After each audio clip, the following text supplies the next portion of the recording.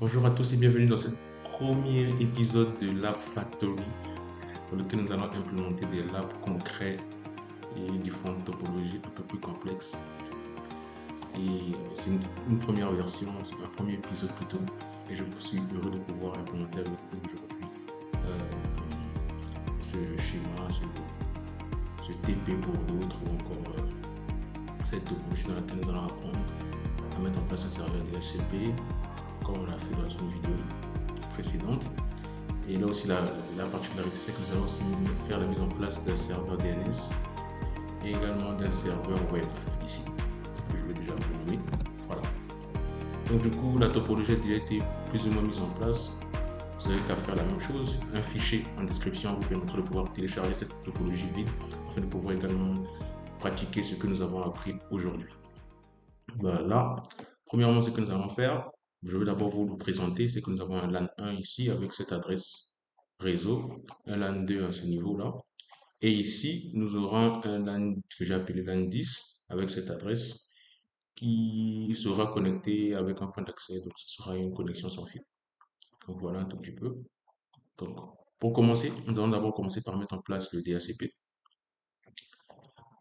C'est ce que nous allons nous précipiter à faire. Donc là, on a le DHCP, on vient au niveau des services, DHCP, OK. Donc au niveau du DHCP, bon là c'est un lab que j'ai plus ou moins préparé, mais vous allez voir que quand vous allez arriver ici, il y aura plusieurs adresses et tout ça. Ne paniquez pas, tout ce que vous avez à faire, c'est faire ceci. Cliquez premièrement, mettre tout à zéro et faire save pour éviter d'autres bugs par la suite. Il est mieux de faire ça parce qu'il peut arriver que on puisse mettre des adresses qui vont s'entrechevaucher et ça va créer quelques bugs. Donc, du coup, il est mieux de tout mettre à zéro. On est sûr qu'il n'y aura pas de problème. Donc, on va créer notre premier pool. Le premier pool pour le LAN 1 qui aura cette adresse et au fur et à mesure que je vais remplir les champs, je vais vous expliquer. Donc, on va l'appeler pool 1. Excellent. Donc, qu'est-ce que nous allons mettre dans notre pool 1? Bah, au niveau de notre pool 1, nous avons premièrement ce champ qui vient, qui s'appelle Default Gateway. Default Gateway, c'est la passerelle. La passerelle par défaut, donc c'est 192.168.1.1. C'est l'adresse tout simplement de cette interface. Fast Ethernet 00. On a le DNS serveur. Donc ici, mon DNS serveur, je lui ai donné l'adresse 192.168.2.250. Donc ici, est-ce que je vais faire? Je vais faire autant. Donc je vais le donner 192.168.2.250. IP start address, c'est-à-dire que, étant donné que le DNS fait l'allocation dynamique des adresses IP, donc du coup, il nous demande la première adresse IP. Donc pour ceux qui veulent plus de détails, je vous invite à pouvoir aller suivre la vidéo consacrée au service DHCP, j'ai tout expliqué. Donc on va donner 192, 168, 1. On va commencer par 2. Donc le masque, slash 24, donc voilà, comme c'est la chanson. Non-user, on en met 100. Voilà. FTP, ici on n'aura pas besoin. WLC, pas besoin non plus. Donc on va le pool 1. Nous allons également, nous allons faire un pool pour celui-ci et un autre pool pour celui-ci. Donc on va l'appeler pool 10. Voilà, un peu comme pour le line 10. Je vais juste modifier ça, 10, 10.10. DNS serveur, c'est le même. Ici, 10. Là, tout est OK. On va faire add. OK, on n'a pas de souci là-dessus. Tout ceci étant fait, je vais maintenant configurer Fast Ethernet 00. Je pense que tout à l'heure, pendant que je préparais le lab, j'ai eu à le faire, mais on va vérifier. Donc, j'ai même déjà renommé ici par R1. Donc, ne pas se tromper. On va également renommer ici R1 et R2. Voilà, c'est toujours important de faire en sorte que notre maquette soit la plus lisible possible. Donc ici, je vais faire show run pour voir toutes les configurations. Donc, je me rends compte ici que l'interface Fast Ethernet 00 a déjà été configurée. Donc celle-ci, donc je vais configurer celle-ci et celle-ci. Donc Fast Ethernet 10 et l'interface série 2.0. Ici, on va le faire. Donc, on va confiter. C'est plus quelque chose de nouveau pour nous. On va à l'interface FA10. Je vais l'attribuer l'adresse IP adresse 192.168.10.1/24. Donc, c'est ce que je fais. On fait un shutdown. On peut le faire ainsi. Excellent. Donc, ça a été fait. Donc, on a l'interface série également. Interface série 2.0. On a l'IP adresse 180. Non, ici c'est 172.16.1.0. Je pense que tout à l'heure également, je vais mentionner les adresses ici pour que vous ayez la facilité de pouvoir travailler. Et ce qui est sûr, c'est que dans le document dans lequel vous allez télécharger, toutes les adresses seront déjà mentionnées, à vous tout simplement de pouvoir les configurer. Donc, on a 1.1, 255.255.255 en slash 30, donc on va mettre 252. Voilà, on fait nos shutdown. Excellent. Donc à ce niveau-là, tout est OK déjà avec ce routeur. Bon, je vais d'abord me rassurer que mon DHCP marche bien. Donc je vais venir ici. Desktop, c'est à statique, je mets à DHCP. Ici également, je mets à DHCP. Je mets également ici à DHCP. Je vais de l'autre côté voir. Ah, ça ne marche pas. Pourquoi ça ne marche pas? On va vérifier. Donc je vais au niveau ici, service. Premièrement, est-ce que mon serveur DHCP a une adresse IP? Je ne pense pas, on n'a pas fait. Donc, on est là, voilà. Mon serveur DHCP n'a pas d'adresse. Lui, il doit avoir une adresse statique. Donc 92.168.1.250. OK. On attribue une adresse IP. On met la passerelle 1.1. Également, et le DNS serveur. Est-ce que c'est une obligation? Pas forcément. Mais vous pouvez le mettre, ça change. Ça change, on peut le mettre. On peut le mettre. OK. On peut le mettre, on peut le mettre. Donc, ici, ça sera 2.250. Voilà. OK. Donc, à ce niveau-là, tout est OK. On a ceci, voilà. Donc, on va repartir ici pour voir au niveau de, voilà. C'est les adresses allouées automatiquement. Je reviens. Qu'est-ce qui se passe? Je vais tester d'abord un ping. Je vais voir ici, c'est OK.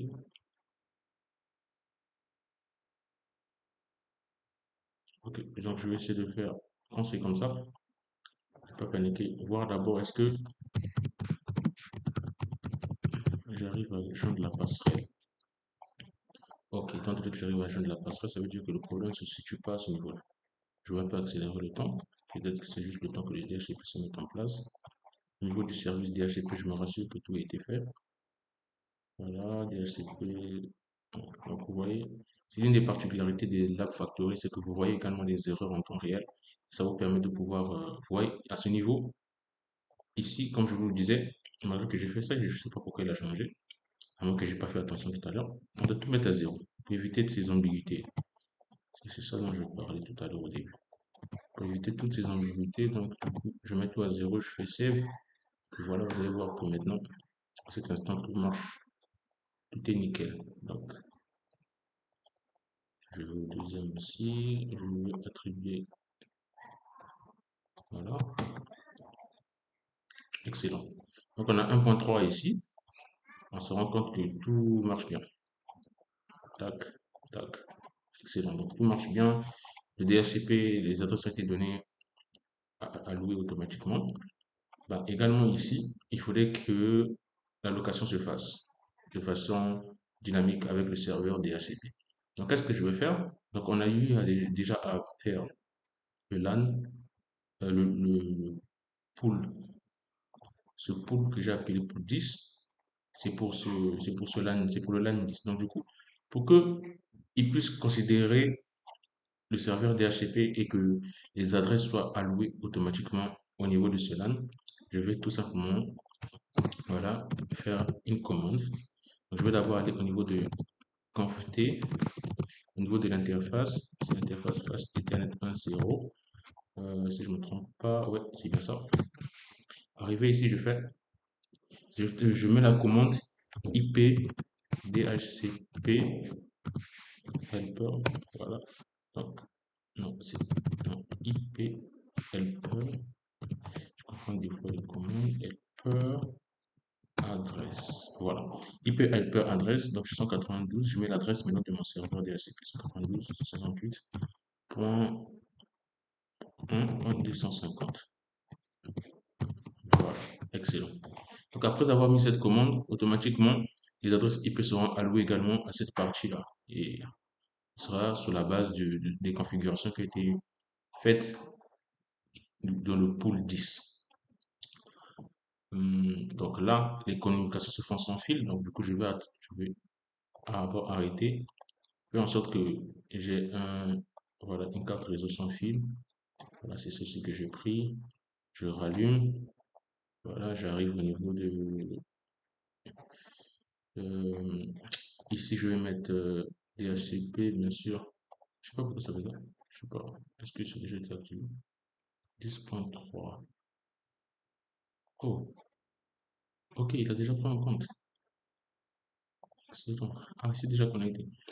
Ok, donc ça veut dire que j'ai déjà eu un... Oh là là. Donc du coup, ok, je n'ai pas encore eu à faire, j'ai mis disait, il n'y a pas d'authentification et tout ça. Et moi, je voudrais que ce soit, il y ait une authentification. Donc je vais l'appeler, parce que là, il n'y a pas de mot de passe. C'est normal que ça marche. Et donc du coup, je vais l'appeler Home Wi-Fi comme ça.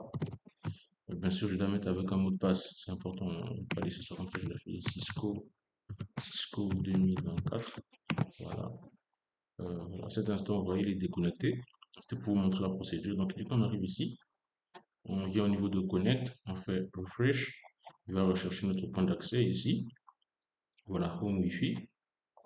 Je fais ça, je fais Connect et il me demande le mot de passe, celui que j'ai mis tout à l'heure, c'est Cisco 2024. Et quand je tape Entrée, je me connecte ici. Tout est dans l'ordre. Et tout marche bien. Donc, quand je fais un ping, voilà, une liaison avec ça, vraiment tout se passe bien, c'est que c'est full, donc tout est OK. Excellent. Donc, à ce niveau-là, tout marche bien. On va maintenant de l'autre côté, on va faire la même configuration au niveau du routeur. Donc, vous voyez jusque-là, au fait, on est méthodique, on ne se casse pas la tête, on essaye vraiment d'être méthodique le plus possible. Donc ici, qu'est-ce que je me rends compte? Je me rends compte que voilà, ici également, j'ai déjà à faire Ethernet 00. Ce que j'aurai juste à configurer, c'est SE20. Donc l'interface série, c'est ce que je vais faire. Donc je vais faire interface serial 02, donc 20, 20. Ok, donc je vais faire IP adresse 172.16.1.2 slash 30, je fais une shutdown et bien sûr je fais un doping avec l'autre interface pour me rassurer que tout est ok. J'aime faire ça toujours à la 100% excellent. Donc du coup, tout communique bien. Et maintenant ici, pour faire en sorte que ben, le DHCP, c'est-à-dire qu'il y ait l'allocation dynamique des adresses IP, ben, je vais faire en sorte que le serveur DHCP, ça soit mon routeur. Voilà, que ce soit mon routeur qui puisse automatiquement donner les adresses IP. Donc pour cela, on fait la commande IP DHCP. Donc on fait pool, espace, le nom du pool. Le pool, je l'appelle LAN2. C'est un nom, vous pouvez l'appeler pool 2, moi j'ai donné LAN2 comme nom. Et là, vous donnez, vous pouvez le réseau par exemple. L'adresse du réseau 192.168. Vous voyez ici 2.0/24. Donc 2.0/24 c'est 255.0. Voilà. Et vous avez également la passerelle que vous devez mettre. Donc ici pour la passerelle c'est default router. Donc ici on met l'adresse de la passerelle 2.1. Et vous pouvez également mettre le DNS serveur. Ici c'est voilà, DNS serveur. Vous mettez l'adresse du DNS serveur 192.168.2.250. Excellent. Donc à ce niveau, on l'a fait. Et la location, voilà, les adresses seront données automatiquement. On a DHCP c'est bien ça. Parce que ça commence par la suivante. Donc, on ne touche pas à 2.1, il a commencé automatiquement à 2.2. Excellent. Donc, à ce niveau-là, je vois que tout est OK. Le serveur DNS, on avait déjà ici, on n'a aucun problème au niveau du serveur DNS. Tout ce qu'il fallait d'abord, tout simplement, donner son adresse. Donc, le DNS, on avait dit que c'est 250. Là, c'est OK. On donne la passerelle aussi. Voilà. Le DNS n'a pas de DNS, donc du coup, on s'arrête là. Super, on s'arrête là. Et on a le serveur web. On va également donner l'adresse. Pour les serveurs, les adresses sont statiques. Les serveurs, les adresses sont statiques. Donc ici, j'ai donné 251. Voilà, c'est OK. Donc la passerelle, c'est ça. Et DNS, c'est 250. Super. 252.250. Super. Donc à ce niveau-là, tout est OK. Je peux faire tester la connectivité. Maintenant, il faudrait faire en sorte que les LAN puissent communiquer entre eux. Donc ces deux-là communiquent déjà parce qu'ils sont dans le même routeur. Mais ici, en fait, ce sous-réseau communique déjà avec celui-ci. Mais ici, au fait, c'est que bah, il n'y a pas encore de communication. Après, on est que si je fais ça, et voilà. Donc là, il faudrait qu'il y ait en face, il faudrait qu'on fasse le routage. On peut le faire de façon statique ou de façon dynamique, tout dépend de ce qu'on veut faire. Mais ici, je vais faire de façon dynamique en utilisant l'OSPF. Et pour toute précision concernant l'OSPF, regardez les précédentes vidéos qui vont encore s'afficher. Vous verrez comment, dans les détails, comment configurer l'OSPF. Ici, on va aller droit au but. Mais n'empêche que je vais essayer un tout petit peu comme. Donc voilà, on arrive à R1. On va configurer l'OSPF. Là, on fait routeur. Ici, on va faire l'OSPF à zone unique. Donc routeur OSPF 1. Donc là, ce qu'on va faire, on va donner les réseaux. Et ma méthode, c'est toujours faire do show IP route. On va voir déjà les réseaux. Et puis là, on se casse pas la tête. On connaît déjà les trois réseaux. Et puis, il suffit juste de les mettre avec la commande network. Donc, network, je mets le premier 172.16.1.0. Je mets le marque renversé. Et puis, area 0. Même chose pour le prochain, 192.168.1.0, 0.0.0, 255, le masque inversé. Donc on a area 0. Ici on a 10.0, c'est quasiment la même chose. Area 0, c'est le même masque. OK. Donc pour le routeur 1, on a eu à faire. Donc c'était tout comme configuration, je fais exit. Je fais douche IP route. Excellent. Donc là, ce que je vais faire, c'est que je vais la commande routeur OSPF 1 et les networks, je les ajoute 192.168.2.0, 155, inverse 0, 255, 0 et on a network. Vous allez voir que quand je vais finir de faire ce network, normalement il doit reconnaître les voisins. Donc on a 0, 0, 0.0.0.3 à 0 et roulement de tambour, il doit normalement reconnaître. Voilà, excellent. Donc il a reconnu, tout est OK. Donc du coup à cet instant maintenant, je vais un tout petit peu attirer ici là. Et voilà, là, on peut faire en sorte que celui-ci peut communiquer avec l'autre de l'autre côté. Je viens un peu réfléchir, voilà. Et lui aussi peut communiquer avec les autres qui sont peut-être un serveur. Voilà, ping excellent avec le DNS. Ping excellent avec le serveur web également. Donc, avec le DNS, avec le serveur web, tout est OK. Et du coup, qu'est-ce qu'il nous reste à faire? C'est venir au niveau du DNS, faire la configuration du DNS. Donc, on va venir au niveau du DNS. Donc, du coup, le domaine name service nous permet tout simplement de faire de correspondre à une adresse IP à un nom de domaine ou inversement, un nom de domaine à une adresse IP. Donc, ici, là, on a home, on va l'appeler home.com C'est plus ou moins le serveur web ici qu'on va, ce sera l'adresse de notre serveur web.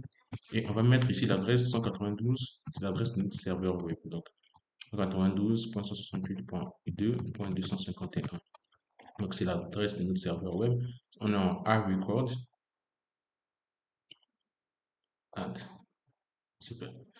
Donc du coup, lorsque nous allons avoir notre vidéo sur le DNS, tout cela sera mentionné en détail. C'est pour ça que je vous invite à vous abonner pour ne pas la rater. Vous allez voir la signification de tous ces enregistrements, les différences entre eux et quelles seront les configurations appropriées en fonction de ce que vous voulez faire. Donc du coup, on a juste home.com. Vous savez, c'est un serveur DNS. On peut avoir plusieurs, voire des dizaines, des centaines. Donc là, on a juste cet enregistrement. On a ça. Au niveau du serveur web, pas besoin. Toujours se rassurer que c'est bien activé. On. Donc au niveau du DNS, se rassurer que c'est sur on. Voilà, donc tout est OK. Au niveau du web, on n'a rien à faire. On n'a quasiment rien. Parce que c'est déjà sur on par défaut. On a ça. Donc c'est déjà sur on, HTTPS, HTTP. Et aussi, nous aurons une vidéo spécifiquement pour ce serveur. Donc nous allons apprendre, voilà, voir les spécificités, quelles sont les particularités de HTTP ou bien HTTPS, c'est quoi. Donc, pour ceux qui ne connaissent pas, donc, restez connectés, vous allez en connaître plus. Et du coup, ici, la page principale, pour ceux qui ont déjà eu à travailler avec en développement, vous savez que la page principale du nom de domaine, ben, c'est l'index.html. Donc, du coup, lorsqu'on va mettre notre nom de domaine dans la barre d'URL, ça va directement indexer cette page. Donc, du coup, on va faire welcome to home.com. Voilà, on va faire ça comme ça. Donc, du coup, lorsque la page va marcher, voilà, c'est ici que ça va nous rediriger. Donc, je pense que tout est OK. On a même la possibilité de. Je pense que c'est ça. Yes. Donc, je pense que tout est OK là. Voilà, je pense que tout est OK à ce niveau-là. Tout ce qu'il faut faire, c'est tester. Donc, vous allez voir la particularité du DNS. Donc, ici, si je connais l'adresse IP de mon serveur web, excellent. Donc, par exemple, ça peut être l'adresse de Facebook que je peux mettre dans mon navigateur et tout ça. Ça va me rediriger normalement vers Facebook. Et ici, peut-être vous serez d'accord avec moi que tout le monde ne connaît pas forcément l'adresse de Facebook. Quand on va sur Internet, on met directement facebook.com ou bien google.com.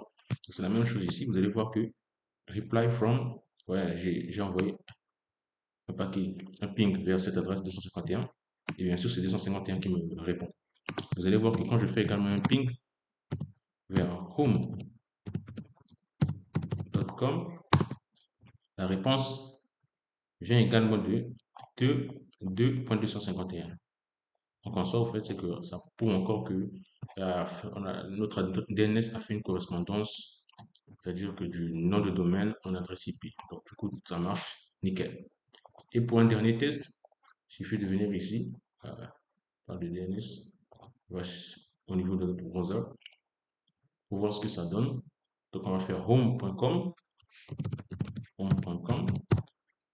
un tout petit peu attendre. Super. Welcome to home.com. Super. Donc on a all page, voilà, small page, on a également image page. Donc du coup à votre niveau, vous avez la possibilité de modifier tout ce code. Pour l'instant, on ne va pas. Le plus important, c'est vous montrer le principe, comment ça fonctionne et la configuration. Donc ici, tout est sans fil, le DHCP marche bien. À ce niveau également, tout est connecté au DNS. Le serveur web, il est accessible. Et c'était tout, en fait, ce que nous devons apprendre dans cette vidéo. J'espère que cette configuration, ce TP ou encore ce lab vous a plu. Je suis heureux de vous l'avoir partagé. N'hésitez pas à poser vos commentaires sur les points où vous n'avez pas eu des questions. Et également pour les suggestions de vidéos, n'hésitez pas à suggérer des vidéos sur ce que vous voulez apprendre. Écrivez-moi en commentaire à chaque fois que je vois des commentaires, ça me fait énormément plaisir. Ça va être un grand plaisir que je vous répondrai dans des brefs délais, bien sûr. Et on se dit dans le prochain Lab Factory. Let's go. Ciao. Abonnez-vous.